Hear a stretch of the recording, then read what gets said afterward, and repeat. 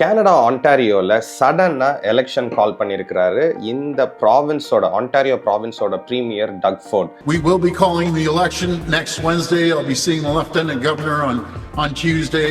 We need a mandate from the people to fight against Donald Trump's tariffs. வீடியோக்கு போறதுக்கு முன்னாடி ஒரு சின்னதா ஒரு தெளிவுபடுத்திக்கிறேன்.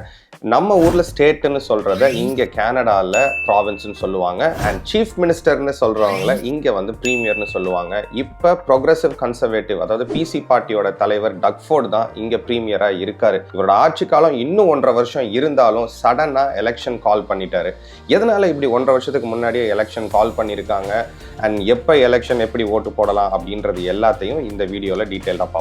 இப்படி சடனா எலெக்ஷன் கால் ஃபார் பண்ணதுக்கு என்ன ரீசன் அப்படின்னு டக் ஃபோர்ட் சொல்றாருன்னா, யூஎஸ் கவர்மெண்ட் வந்து எங்களுக்கு டாரிஃப் அடிக்க போறாங்க. ஸோ அப்படி டாரிஃப் அடிச்சுட்டா நம்ம ஒரு மிட் டேர்ம்ல இருக்கும்போது ஒரு வருஷத்துலயோ வந்து நாங்கள் நிறைய வேலை பண்ணணும், அது 1.5 வருஷத்துல வந்து எங்களால் பண்ணி முடிக்க முடியாது, அதனால எங்களுக்கு ஒரு ஃபுல் பீரியட் ஒரு ஃபுல் டேர்ம் இருந்ததுனா தான் எங்களால் பண்ண முடியும் அப்படின்னு சொல்லிட்டு ஜனவரி 24 அனௌன்ஸ் பண்ணாங்க இந்த மாதிரி கவர்மெண்ட்டை கலைக்க போறோன்னு. அண்ட் ஜனவரி 28 கவர்மெண்ட்டை கலைக்கிறோன்னு சொல்லி பிப்ரவரி 27, 2025 எலெக்ஷனும் வரப்போகுது. நம்ம ஊர் மாதிரி எலெக்ஷன் டேட் அன்னைக்கு மட்டும்தான் ஓட்டு போடணும்னு கிடையாது. இப்போ ஆல்ரெடி ஏர்லி ஓட்ஸ் வந்து நிறைய பேர் போட ஆரம்பிச்சிட்டாங்க. லாஸ்ட் டேட் டு ஓட் தான் வந்து பாத்தீங்கன்னா பிப்ரவரி 27. அதுக்கு முன்னாடி நீங்க ஓட் கேஸ்ட் பண்ணணும் அப்படின்னா மெயில்ல எல்லாம் நீங்க உங்களால இப்பவே கூட ஓட்டு போட முடியும்.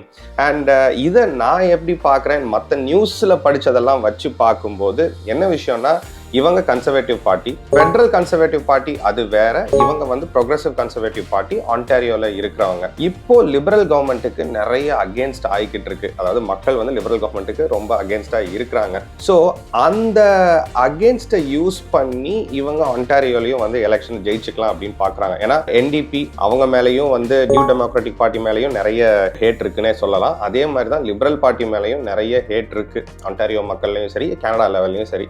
அப்போ இப்பவே எலெக்ஷனை வச்சுட்டா நம்ம ஈஸியா ஜெயிக்க முடியும். அண்ட் இன்னொரு 4-5 வருஷத்துக்கு நம்மளால வந்து ஆட்சியில இருக்கலாம் அப்படின்ற ஒரு காரணத்துக்காக டக் ஃபோர்ட் எலெக்ஷனை அறிவிச்சிருக்காரு அப்படின்னு தான் வந்து நிறைய பேர் சொல்றாங்க. அண்ட் நானும் அதை அப்படிதான் நினைக்கிறேன்.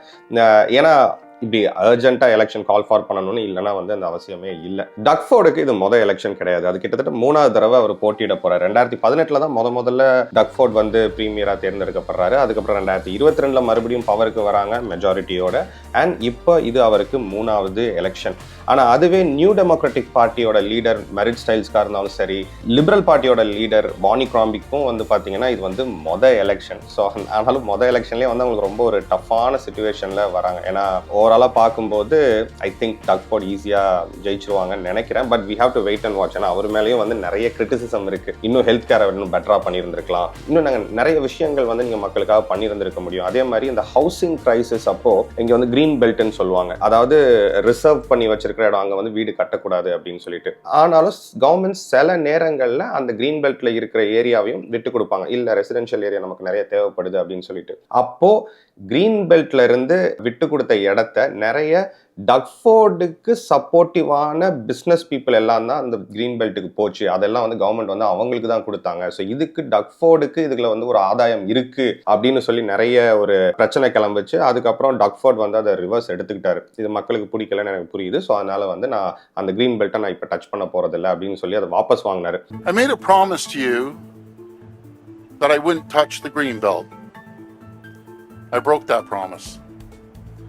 And for that I am very, very sorry. அதெல்லாம் ஒரு சின்ன கான்ட்ரவர்சியா தான் பார்க்கப்படுது. So we have to wait and watch என்ன நடக்க போகுது அப்படின்னு சொல்லிட்டு. அதே மாதிரி ஆன்டாரியோல கிரீன் பார்ட்டின்னு ஒன்று இருக்கு. அது எத்தனை பேருக்கு தெரியும்னு தெரியல. மைக் ஷைனர் தான் அவரோட அந்த பார்ட்டியோட லீடர். 2009 இருந்து இருக்காங்க. பெருசா அவங்க வந்து சீட் ஜெயிச்சது கிடையாது. ஏன்னா அவங்க பவர்லயும் இருந்ததே இல்லை அப்படின்னு நான் நினைக்கிறேன். அண்ட் இந்த கிரீன் பார்ட்டி வந்து பாத்தீங்கன்னா கிரீன் பாலிடிக்ஸ் பண்ணக்கூடியவங்க, கிளைமேட் சேஞ்ச்காக போராடுறவங்க, கிளைமேட் அண்ட் நேச்சருக்காக வந்து நிறைய குரல் கொடுக்குறவங்க, என்விரான்மெண்டல் இஷ்யூஸ் எல்லாம் பிரைமரியா எடுத்து பண்ணக்கூடியவங்க தான் இந்த கிரீன் பார்ட்டி.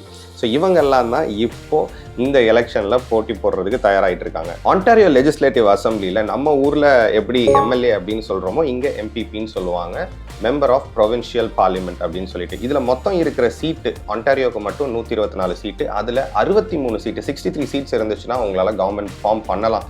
அண்ட் இப்போ ப்ரொவின்ஷியல் கன்சர்வேட்டிவ்ஸ் வந்து ஆல்ரெடி 79 சீட்டு வச்சிருக்கிறாங்க, அப்படிதான் பவர்ல இருக்கிறாங்க. அண்ட் இப்போ நீங்கள் எந்த பார்ட்டிக்காக போட்டி போடுறதுனாலும் சரி, நீங்கள் நாமினேஷன் ஃபைல் பண்ணுறதுக்கு லாஸ்ட் டெட்லைன் வந்து பார்த்தீங்கன்னா வர February 13 தான் அதோட டெட்லைன் முடியுது. ஸோ அதுக்குள்ளே நம்மளோட இந்த கேண்டிடேட்ஸ் எல்லாம் தயாராகி நாமினேஷன் ஃபைல் பண்ணுறது அந்த வேலைகள்லாம் இப்போ ஒன்டாரியோவில் ரொம்ப தீவிரமாக போயிட்டுருக்கு. யாரெல்லாம் ஓட் பண்ணலாம், எப்படியெல்லாம் ஓட் பண்ணலாம் அப்படின்றதையும் பார்த்துருவோம். 18 வயசுக்கு மேலே இருக்கிற கெனடியன் சிட்டிசன்ஸ் எல்லாருமே ஓட் பண்ண முடியும். அண்ட் இந்த ஓட்டிங் இன் பர்சனாக போய் பண்ணணும் அப்படின்னா முன்னாடியே சொன்ன மாதிரி Feb 27 இந்த மாத கடைசியில் நீங்கள் வந்து உங்கள் லோக்கல் எங்கே இருக்குது லொக்கேஷன் அப்படின்னு பார்த்துட்டு நீங்கள் அங்கே போய் ஓட் பண்ண முடியும். அதுவும் நீங்கள் எலெக்ஷன்ஸ் கனடா வெப்சைட்லேயே பார்க்கலாம்.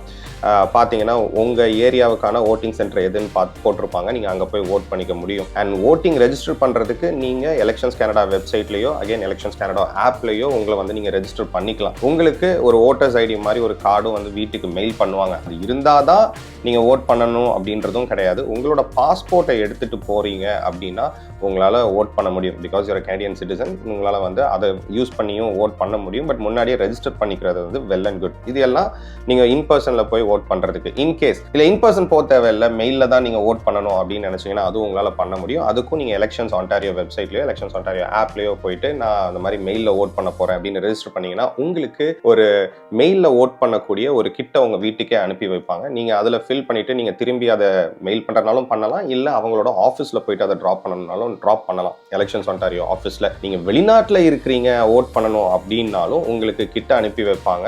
அண்ட் நீங்கள் அந்த கிட்ட திரும்பி மெயில் பண்ணிடலாம். பட் இந்த இன்டர்நேஷனல் போஸ்டேஜ்க்கான செலவுகள் எல்லாம் அது நீங்கள் பார்த்துக்கிற மாதிரி இருக்கும். ஸோ இந்த மாதிரி பல வகைகள் இருக்குது ஓட் பண்ணுறதுக்கு. இது எல்லாமே நீங்கள் எலெக்ஷன்ஸ் ஆன்டாரியோ வெப்சைட்டில் போனீங்கன்னா எல்லா டீட்டெயில்ஸும் உங்களுக்கு டீட்டெயிலாக கொடுத்துருப்பாங்க. அதை நீங்கள் ஃபாலோ பண்ணீங்க அப்படின்னாலே ஈஸியாக ஆன்டாரியோவில் ஓட் பண்ணிடலாம். இது மட்டும் தான் வழிகளானா இல்லை. இது இல்லாமல் நீங்கள் ப்ரீ ஓட் பண்ணுறதுக்கு அந்த February 23 ப்ரீ ஓட் பண்ணுறதுக்கு சில ஆப்ஷன்ஸும் இருக்குது. அகேன் இது எல்லாமே வெப்சைட்டில் கொடுத்துருப்பாங்க. அண்ட் நீங்கள் எல்டர்லி பர்சனாக இருக்கிறாங்க, அவங்களால வந்து ட்ராவல் பண்ண முடியாது அப்படின்னா எலெக்ஷன்ஸ் ஆன்டாரியோலேருந்து வீட்டுக்கே வந்து உங்களோட ஓட்டை எடுத்துகிட்டு போகிறதுக்கான ஆப்ஷன்ஸும் இருக்குது. அதுவுமே உங்களுக்கு அவங்களோட வெப்சைட்டில் கிளியராக கொடுத்துருக்காங்க. ஐடிஸ் என்ன எடுத்துகிட்டு போகலான்னு முன்னாடியே சொல்லியிருந்தேன், பாஸ்போர்ட் எடுத்துகிட்டு போகணுன்னு.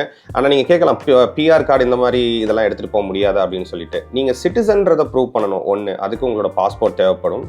அது இல்லாமல் உங்களோட அட்ரஸையும் நீங்கள் ப்ரூவ் பண்ணணும். ஸோ அதனால் அட்ரஸ் இருக்கிற மாதிரி இன்னொரு டாக்குமெண்ட், அதாவது டிரைவர்ஸ் லைசன்ஸ் அந்த மாதிரி எடுத்துகிட்டு போனீங்கன்னா தான் உங்களால் வந்து ஈஸியாக ஓட் பண்ண முடியும். அப்படி இல்லைனா ஓட்டர்ஸ் கார்டும் அந்த டிரைவர்ஸ் லைசன்ஸ் இருந்தாலுமே வந்து போதுமானதாக இருக்கும். ஓட்டர்ஸ் கார்டு இல்லை அப்படிங்கும் போது நீங்கள் மற்ற சில டாக்குமெண்ட்ஸ் அதாவது பாஸ்போர்ட் மாதிரி நீங்கள் கனடியன் சிட்டிசன்ஷிப்பை ப்ரூவ் பண்ணுறது எடுத்துட்டு போக வேண்டியதா இருக்கும். ஸோ இதெல்லாம் மைண்ட்ல வச்சுக்கோங்க. அண்ட் நீங்க எலெக்ஷன்ஸ் ஆன்டாரியோ கூட சேர்ந்து இந்த இதுல வந்து யாராவது ஒர்க் பண்ணணும் அப்படின்னு நினைச்சீங்கன்னா வாலண்டியர் ஆப்பர்ச்சுனிட்டிஸும் நிறைய இருக்கு. ஸோ அதுவும் நீங்க எலெக்ஷன்ஸ் ஆன்டாரியோ வெப்சைட்ல போயிட்டு இந்த மாதிரி நான் 16 வயசுக்கு மேலே இருக்கக்கூடிய ஒரு ஆள், எனக்கு வந்து இந்த எலெக்ஷன்ஸ்ல வந்து நான் வாலண்டியர் பண்ணணும் அப்படின்னு நீங்க நினைச்சீங்க அப்படின்னா உங்களுக்கு அந்த வாலண்டியரிங் ஆப்பர்ச்சுனிட்டியும் கிடைக்கும். அவங்களே ட்ரைனிங் எல்லாம் கொடுத்து இந்த எலெக்ஷன்ல நீங்களும் ஒரு பார்ட்டா இருக்கலாம்.